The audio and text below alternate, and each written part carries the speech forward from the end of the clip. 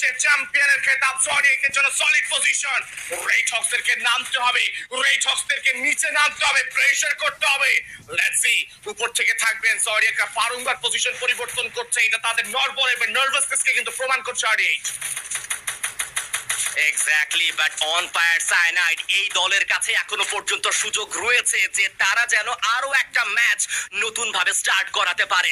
Zodiac ই sports কোনোভাবেই position ছাড়ছেন না, অন দা আদার সাইড নেমে আসবে, বাট এই মুহূর্তে সার্কেল রোটেট করছে, সার্কেলের প্রেসারে টিম রেড হক্সকে উপর থেকে নিচে নেমে আসতেই হবে। But look at that, zodiac E sports তারা জায়গা পরিবর্তন করে ফেলেছে। অন ফায়ার সায়ানাইড একটা সুবর্ণ সুযোগ, এটি ফ্লেম ক্লোজ রেঞ্জে যাবেন, নেসাদ একেবারে সামনাসামনি, শুভ 0-1 তার পজিশনটাও খুবই দুর্দান্ত।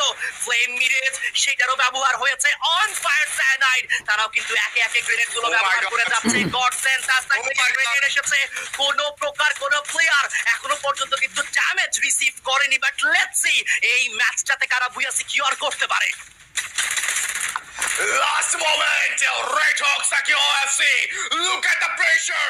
Think about it. আমরা চ্যাম্পিয়নের খুবই কাছাকাছি। OFC নয়তো জর্ডিয়াক প্রেসার করবে, সেটা ছুটে যাচ্ছে কোচ। প্রেসার করছেন OFC, এদের দুটো প্লেয়ার খুলে যাবে। জর্ডিয়াকরা হয়তো ফিনিশ হয়ে যাবে। চ্যাম্পিয়নের খুবই কাছাকাছি আমরা। And yes, right now, OFC দের জন্য কিন্তু লাস্ট অ্যাথলিট রয়েছে।